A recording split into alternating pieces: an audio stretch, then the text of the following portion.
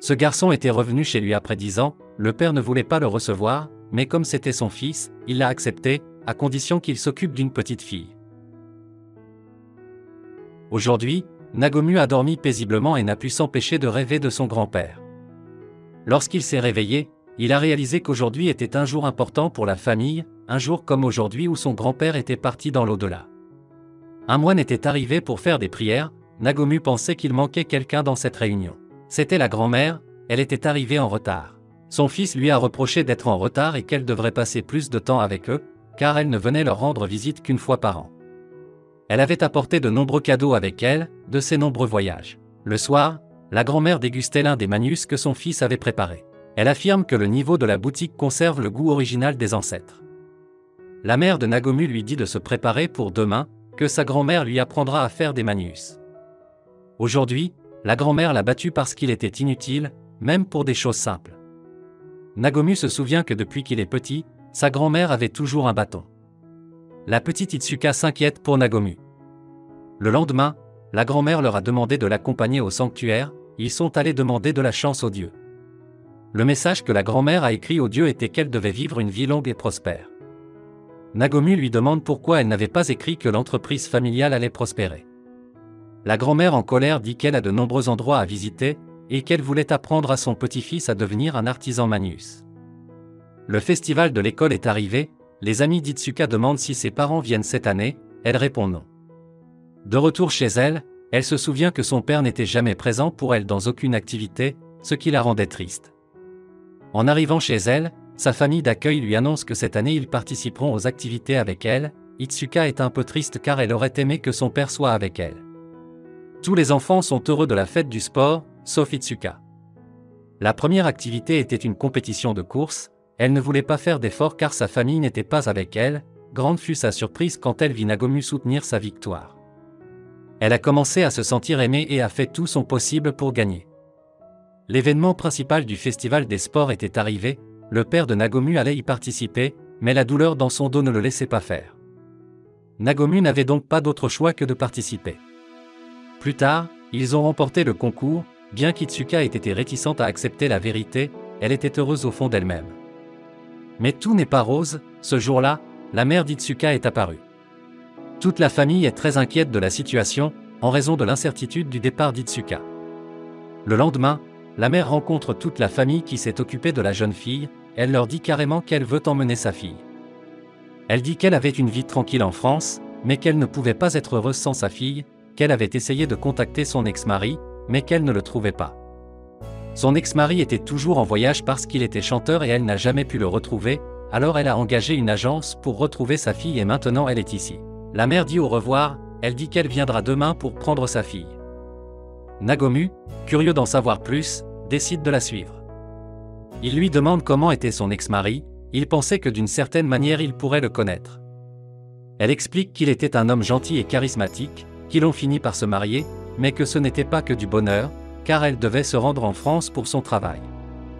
Elle a demandé à sa fille si elle voulait partir avec elle, la petite Itsuka a dit qu'elle ne voulait pas partir et a dit au revoir. Ce rejet a été choquant pour la mère, qui n'a pas voulu y retourner pendant des années. Nagomu lui dit qu'Itsuka est une fille au grand cœur, elle devait avoir ses raisons pour dire au revoir à sa mère comme ça, il lui demande juste de faire confiance à sa fille. Itsuka a quitté l'école, quand soudain sa mère apparaît à côté d'elle. La mère et la fille ont une longue conversation, au cours de laquelle la mère lui demande si elle est heureuse avec la famille qu'il a adoptée. Itsuka dit qu'elle est très heureuse avec eux. C'était déjà le soir et Itsuka n'est pas arrivé, Nagomu et son père sont tristes, la mère a sûrement emmené la fille, ont-ils pensé. Quand quelqu'un a frappé à la porte, c'était Itsuka. La mère avait décidé de laisser sa fille rester avec eux. Bien qu'elle ne veuille pas perdre sa fille, elle a décidé cette fois de lui faire confiance.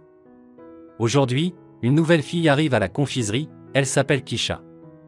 Elle est venue faire son stage dans cet endroit, depuis qu'elle est toute petite elle a toujours voulu être une artisane de la confiserie. Lorsqu'elle est arrivée au magasin, tous les autres employés ont remarqué qu'elle est aussi dure que les ongles avec son attitude. Nagomu était chargé de lui faire visiter la confiserie et d'autres endroits, elle pense que Nagomu est l'héritier de l'entreprise, mais c'est le contraire, Nagomu est toujours inutile. Le soir, le propriétaire de la confiserie s'inquiète pour la nouvelle fille, elle était très sérieuse et pas très expressive. Le lendemain, Nagomu et Kisha livrent une commande, il salue tout ce qu'il voit autour de lui, mais au contraire elle est droite et veut juste faire son travail de livraison. Elle était à la réception, Kisha était très sérieuse dans le service à la clientèle, provoquant un malaise, les clients n'étaient pas contents de l'attention qu'ils recevaient. Pour calmer les choses, Itsuka est arrivé, recommandant quelques bonbons pour le client d'une manière joyeuse et amusante. Kisha dit qu'il n'est pas nécessaire d'interagir avec les clients, mais Itsuka répond qu'un client mérite d'être bien traité, mais ils sont tous interrompus par le chef de cuisine, qui leur dit que les employés ne doivent pas se disputer devant les clients, et ils s'excusent tous. Kisha était déçue, elle était venue pour son stage dans cette confiserie car elle admirait la cuisine du chef, mais maintenant les choses ne se passaient pas bien, car elle était très droite et pas du tout sympathique.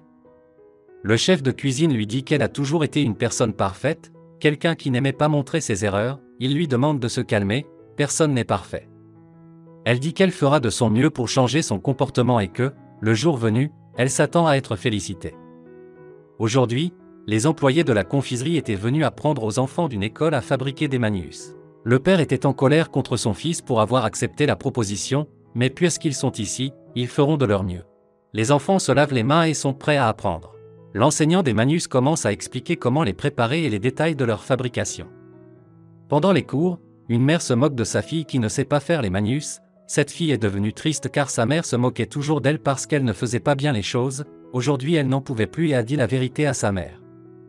La mère trouvait sa fille très jolie et trouvait amusantes les choses qu'elle faisait, rendant la situation tendue. Nagomu avait écouté la conversation. Il a expliqué que sa fille n'était plus une enfant, que lorsqu'il était enfant, on se moquait aussi de lui, que la gêne que l'on ressentait était très douloureuse. La mère a enfin pu comprendre que taquiner sa fille n'était pas correct. Ce jour-là, tous les élèves ont fait toutes sortes de manus et se sont beaucoup amusés. Elle s'appelle Kanoko, l'ex-petite amie du protagoniste, et elle se souvient de tout ce qu'elle a dû endurer pour en arriver là. Elle et Nagomu formaient un couple aimant, mais Nagomu avait dit qu'il retournerait chez ses parents à la confiserie, alors elle l'a quitté. Elle lui a dit qu'elle préférait les sucreries européennes aux manus, mais à ce jour, elle regrette d'avoir prononcé ces mots. Kanoko se souvient que lors de leur première rencontre, elle avait bu trop de bière et ne pouvait pas marcher. Lorsque Nagomu est arrivé avec une bouteille d'eau, il a fini par l'aider puis est parti. Un jour, elle s'est rendue à un des concerts pour voir comment le protagoniste chantait et a été complètement fascinée. Au fil du temps, elle est tombée amoureuse de Nagomu et ils ont formé une belle relation. Mais tout cela a été brisé lorsque la protagoniste a décidé de retourner chez ses parents. Elle est devenue jalouse et est partie. Maintenant, elle avait des remords et voulait retourner avec lui. Aujourd'hui, c'est Halloween et Nagomu voulait porter son costume de chanteur, mais il s'avère qu'il ne sait pas où il est. Kanoko voulait trouver une excuse pour parler à Nagomu et elle se met à la recherche de ce costume. Elle demande à l'un des anciens amis du personnage principal. L'ami lui dit qu'il ne sait pas, bien qu'il soit surpris que Nagomu ait oublié le costume. Kanoko a donc continué à chercher et à demander à d'autres amis et sur les médias sociaux, mais sans succès. Plus tard, la petite Itsuka avait trouvé le costume, un de ses amis l'avait. Nagumo est reconnaissant à Itsuka pour son aide et a également remercié son ex-petite amie pour sa tentative de recherche du costume sur les médias sociaux. Itsuka est partie avec ses amis à la fête d'Halloween, les laissant seuls. Elle lui dit avec embarras qu'en fait elle aime manger les manus.